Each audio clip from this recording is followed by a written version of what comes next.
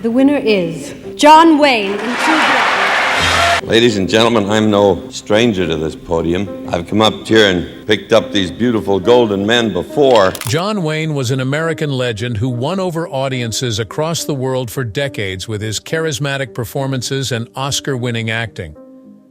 Audiences may have enjoyed Wayne's glitz and splendor, but they had no idea that he was hiding a lot of personal troubles. The horrifying reality was revealed in an interview with the actor's longtime secretary and friend Pat Stacey, just after his untimely death. For all those years, the loving public had no idea what shocking truths Wayne had been keeping. Which shocking discovery did his secretary make that put his life's events into a whole new perspective? Come explore John Wayne's secretary confirms rumors years after his death with us. The man known as John Wayne came into this world in Winterset, Iowa, to Marion Robert Morrison on May 26, 1907. Mary Morrison and Clyde had their first child together. His parents changed his middle name from Robert to Mitchell shortly after he was born.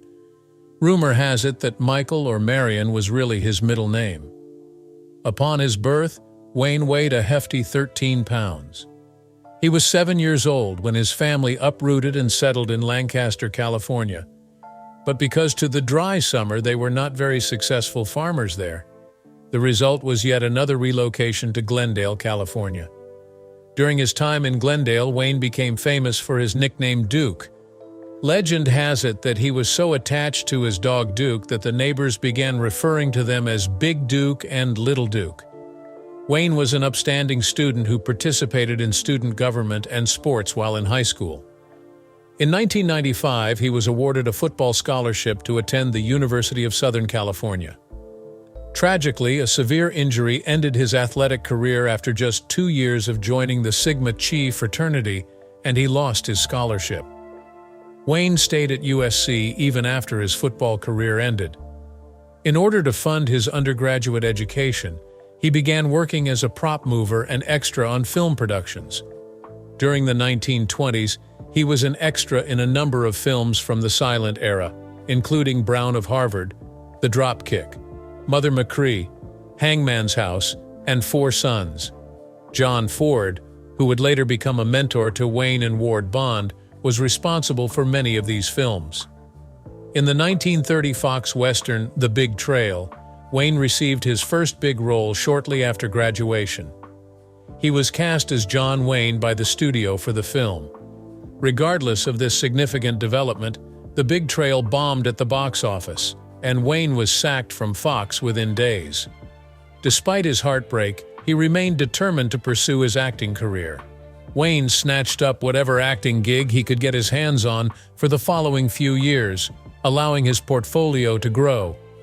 His filmography includes roles as cowboy heroes in low-budget B-westerns such as Range Feud, Texas Cyclone, and Two-Fisted Law, as well as in serials such as The Shadow of the Eagle, The Hurricane Express, and The Three Musketeers. Throughout the 1930s, Wayne appeared in numerous B-westerns for studios such as Monogram Pictures, Republic Pictures, and Universal. The dogged determination that drove Wayne through his years of hardship and eventual popularity allowed him to rise beyond his modest origins as a prop mover and extra. But what difficulties and obstacles did he encounter on his difficult journey to achieve success? Let's investigate. John Wayne did not have a successful debut in The Big Trail despite getting his first main part. In the year 1930, the Western picture bombed at the box office. This led to Wayne's dismissal from his position at Fox Studios after only a short time on the job. Despite his overwhelming sadness, he remained resolute in his pursuit of acting stardom. Wayne was able to get a deal with Warner Brothers at this period. Nevertheless, his time there was brief, during which he produced 6 B-westerns and had minor roles in Warner Brothers features such as The Life of Jimmy Dolan, Central Airport, College Coach, and Babyface. Following his departure from the studio, he was once again unemployed. Although it was made by the low-budget Tiffany Company, he eventually earned the main part in a film called His Private Secretary in 1933. During the following 2 years, Wayne was mostly seen as the lead in several B-westerns produced by Monogram Pictures. In the 1933 film Riders of Destiny, released by Monogram, Wayne played a singing cowboy role. However, the son of the film's director dubbed Wayne's singing voice. His performance in these low-budget films, such as Randy Rides Alone, The Trail Beyond, The Lucky Texan, and West of the Divide, was impressive. Republic Pictures cast Wayne in the role of Bob Livingston's character in the hit Western series The Three Musketeers in 1935.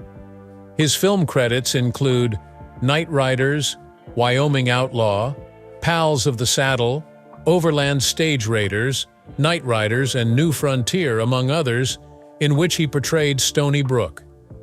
Wayne continued to be confined to innumerable low-budget B-westerns, but he began to receive more acclaim and his performances began to improve. His lifelong friend John Ford invited him to try out for the lead role in his upcoming film Stagecoach in 1938. Soon after auditioning for the part of the Ringo Kid in the classic film Stagecoach, Wayne finally broke through.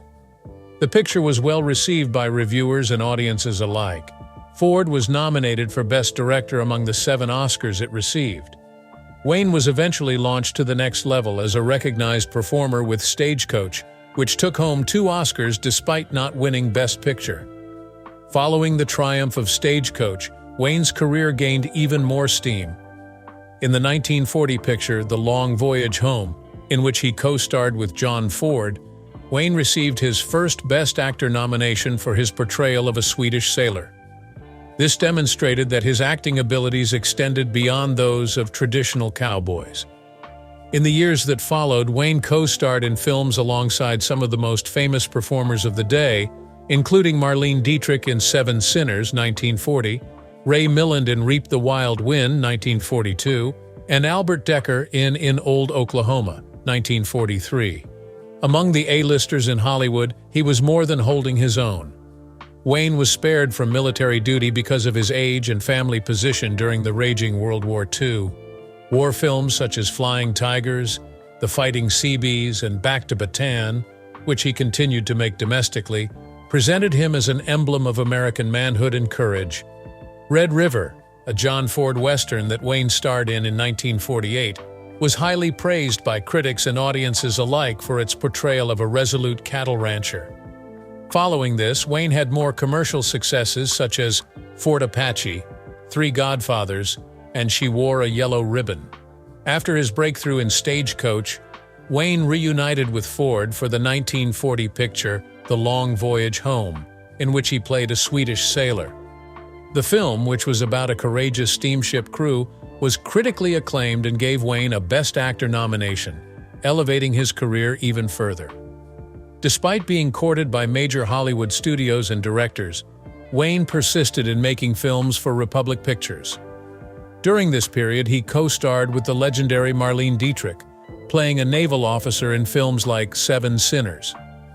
Despite their on-screen romance, which was merely Hollywood gossip, the two remained friendly and collaborated on films like Pittsburgh and The Spoilers after their romance ended.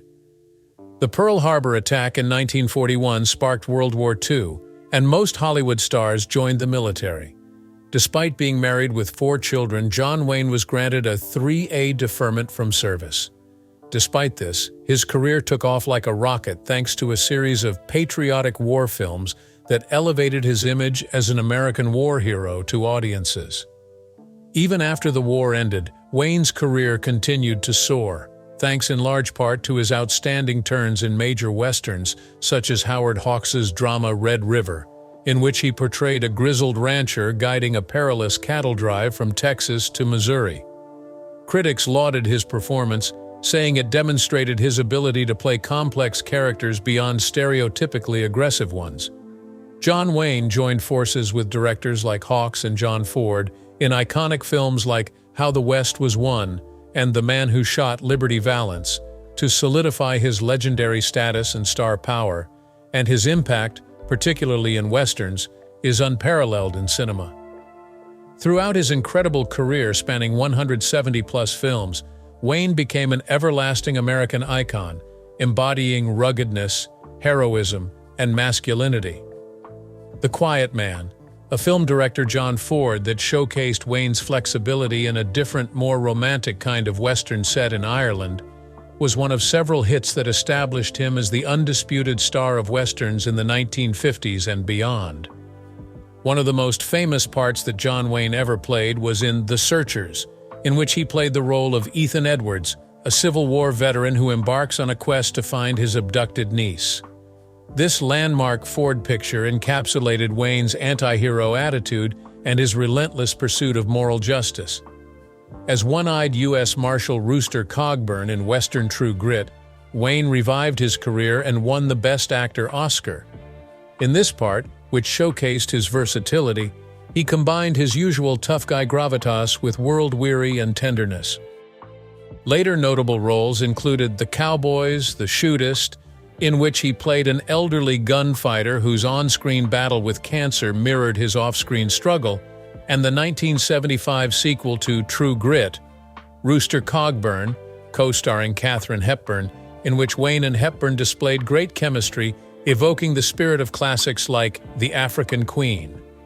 Despite some missteps in his efforts to broaden his acting career beyond westerns in films like MQ and Brannigan, Wayne remained a hugely successful icon and bankable star well into the 1970s.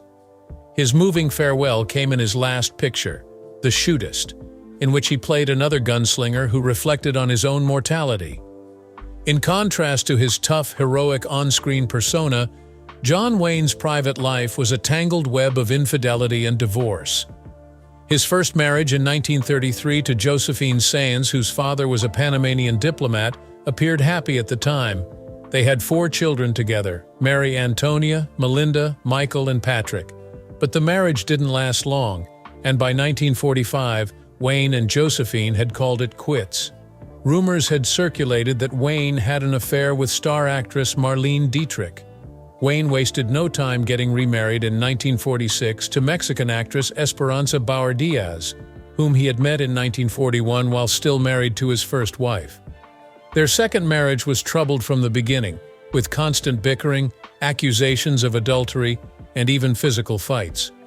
Esperanza had a hard time juggling Wayne's demanding career and strong relationships with his children from the first marriage. In May of 1952, their turbulent marriage came to an end. In spite of the fact that his second marriage was in disarray, Wayne had already moved on romantically. In 1952, while filming his passion project, The Alamo, he met the Peruvian actress Pilar Palette and hit it off immediately. Their romance was a wild ride, and by 1953, Pilar had relocated to Los Angeles to live with Wayne. They were married on November 1, 1954, in Hawaii, the same day that Wayne's divorce from Esperanza was finalized. When Pilar decided to leave her acting career behind and start a family with Wayne, they had 3 children, Aisa, Ethan, and Marissa. The couple lived in Newport Beach, California in 1965, after Wayne's film shoots had taken a toll on their personal life. But in 1964, he got the terrible news. He had lung cancer. Wayne was known to smoke 4 or 5 packs a day. The disease forced him to have one lung removed, but he pushed through and kept acting. This near-death experience was a preview of his greatest personal struggle that was to come. In spite of his marital and health problems, Wayne's career as an actor continued to rise to new heights in the 1960s and 1970s. His role as Davy Crockett in the 1960 historical epic The Alamo demonstrated his ambition as a producer and director, and the fact that he formed his own company, Batjac, was indicative of his desire to take on more challenging projects in the industry. Wayne continued to work with director John Ford on more iconic westerns like The Man Who Shot Liberty Valance. Their masterwork from 1956, The Searchers, is widely regarded as Wayne's most iconic role. In it, he plays the role of Ethan Edwards, a Civil War veteran who is emotionally tormented, a loner motivated by bigotry and revenge, and he searches for his kidnapped niece. Regarding the romantic side of things, Wayne showcased his whole acting range and charisma in The Quiet Man, another film he co-wrote with Ford, which was set in Ireland. His chemistry with Maureen O'Hara made for an enjoyable and moving picture. for his iconic portrayal of the grizzled, drunken U.S. Marshal Reuben "Rooster" Cogburn in the Western True Grit, which he won for the Best Actor Oscar in 1969, Wayne expertly combined his signature machismo with signs of weariness and vulnerability. Just when Wayne's career was taking off, his personal health took a terrible turn in the mid-1970s. The lung cancer he had battled a decade earlier had returned, this time as stomach cancer, and it started to significantly affect his life both on and off set. John Wayne's aspirations to establish himself as a director and producer in Hollywood were as great as his success as an actor. In the early 1950s, he established his own production company, Batjac, which he ingeniously named after a shipping company that appeared in one of his earlier films, Wake of the Red Witch.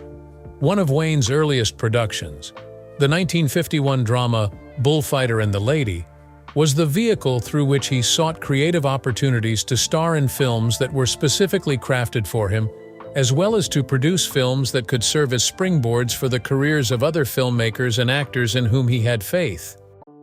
He then enlisted the services of Bud Boetticher, with whom Wayne had previously worked, to direct the 1947 Western 7 Men from Now, which starred Randolph Scott.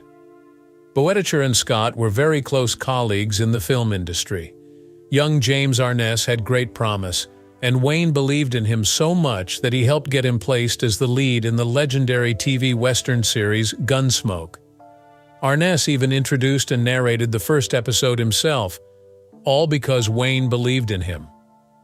As Batjac's output increased in the 1950s, Wayne branched out into producing roles for his own starring vehicles, and also worked as an actor for other talent. He appeared in and co-produced films such as Big Jim McLean, Island in the Sky, Western Hondo, The High and the Mighty, Blood Alley, and Legend of the Lost, which starred Katharine Hepburn, among others.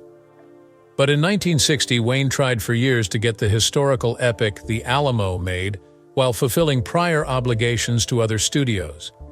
In it, he played his childhood hero, Davy Crockett, one of the tragic defenders of the famous Mexican outpost. It was Wayne's most personal and ambitious project as a producer star. Even though the film had a rocky production and had mixed reviews when it came out, Wayne's dogged persistence in getting his dream movie made was a huge step forward in his career and a testament to his unwavering work ethic, self-confidence, and limitless creative energy. Working with the legendary John Ford, with whom he co-starred in numerous of Ford's most famous westerns, was one of Wayne's most successful partnerships as an actor and producer. The Searchers, their 1946 masterwork, features Wayne in his most famous role to date as the morally ambiguous and tragically flawed Civil War veteran Ethan Edwards. In addition to his role as an actor, Wayne had a significant impact as the film's producer, easing the creative constraints that would have otherwise prevented Ford from bringing his dark and psychologically complex vision to life. Both How the West Was Won, 1962, and Donovan's Reef, 1963, were notable Wayne-Ford collaborations in which the actor doubled as an actor and producer. This allowed Wayne to collaborate with the brilliant director even more smoothly and have a hand in shaping the overall creative process. Working with familiar faces and trusted talents brought a feeling of continuity and quality control to Wayne's later period films. In 1964, his son Michael became a producer, taking the company to the next level. One of the projects was the emotional drama McClintock, which reunited Wayne with frequent co-star Maureen O'Hara. During this time, Wayne was a star producer on several westerns, including The Sons of Katie Elder, The War Wagon, Chisholm, Big Jake, The Train Robbers, and Cahill U.S. Marshal. Although not all of these films were box office successes, they made good use of Wayne's rough on-screen persona and gave him creative control.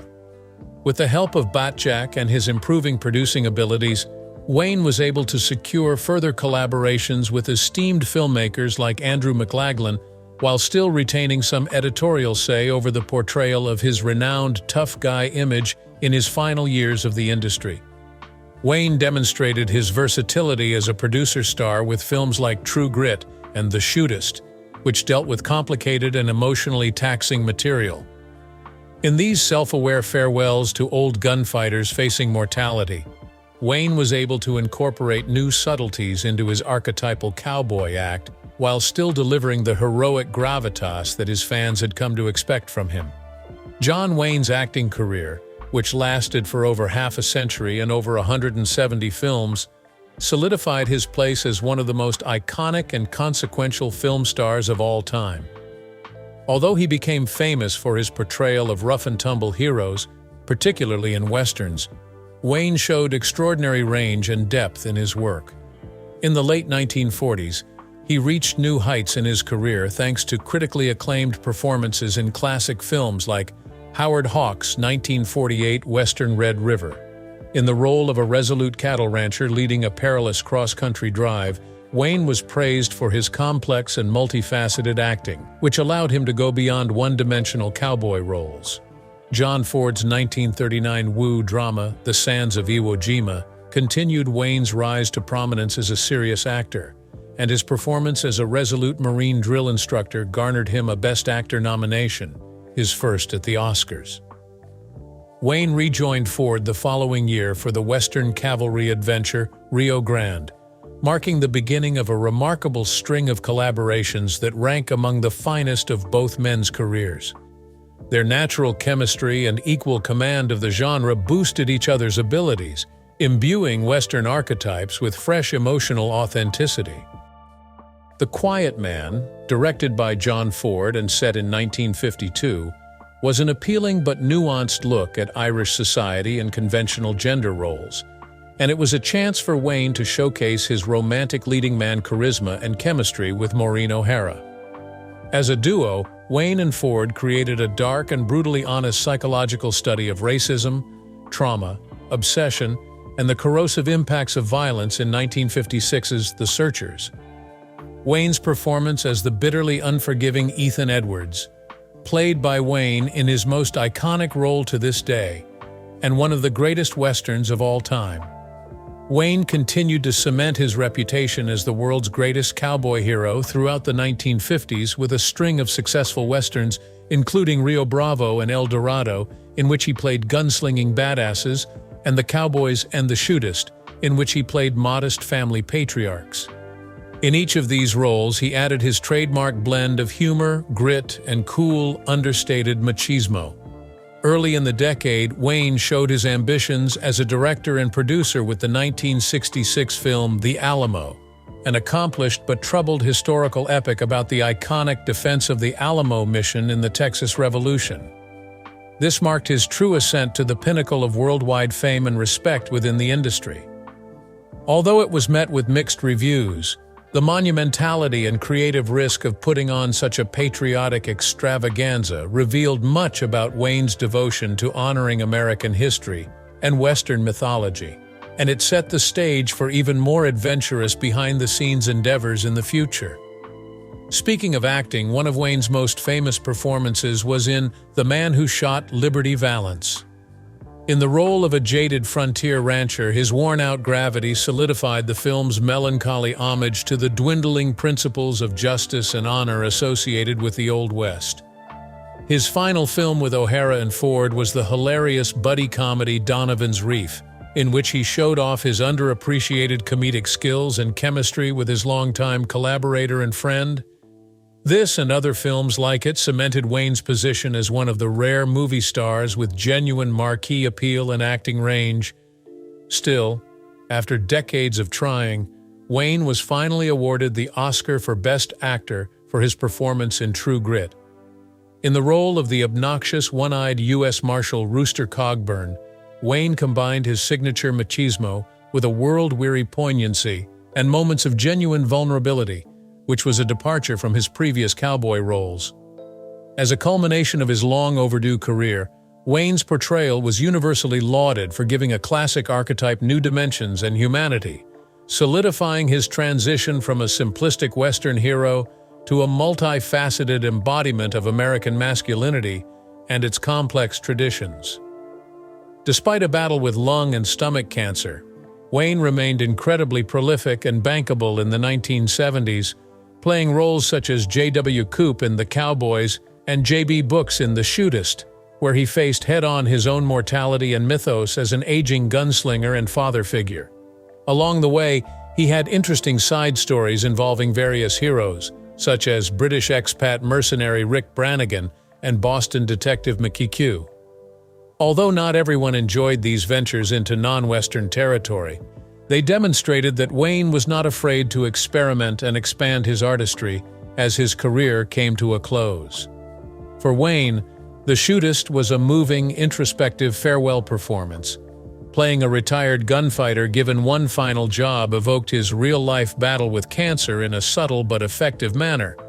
And the vulnerability he shows in his slower moments is more moving than his wildest gunfights or badass postures. After a long fight with stomach cancer, John Wayne died in 1979 at the age of 72, bringing an end to an era in Hollywood iconography and machismo. However, his incredible body of work from his 170-plus films became his lasting legacy and a monument to the great Western film stars of his day. From silent films of the 1920s to revisionist classics of the 1970s and beyond, Wayne personified the independent, hard-working American frontier spirit in a wide variety of roles. His icy, commanding presence on screen could hold its own or amplify the dramatic flourishes of his directors and co-stars. Even when his characters made dubious decisions or sunk into darker mindsets, an unwavering sense of honor and righteousness stayed at Wayne's core. This was in contrast to certain anti-heroes of the modern era, who lacked a clear moral code and set of beliefs. Audiences across generations and borders resonated with Wayne's cowboy heroes because they protected the innocent. The Conqueror, starring John Wayne as the legendary Mongol ruler Genghis Khan, was shot in the Utah desert close to St. George in 1954. Little did anyone know at the time how devastating this location would be for the actors and crew. On set, a disturbing photo was taken that suggested the seriousness of the situation. It showed Wayne with a metal box on top of him, a Geiger counter, a radiation detector, which was crackling loudly, indicating very high radiation levels in the vicinity, and standing beside him were Wayne's two young sons, Michael and Patrick. Government officials reassured the film crew that the location was safe to operate at, claiming that there was no danger from radiation, but in fact, they were quite misinformed about the dangerous circumstances. Years ago, the Utah desert had been contaminated with radioactive fallout from multiple nuclear weapons tests done at a site in neighboring Nevada.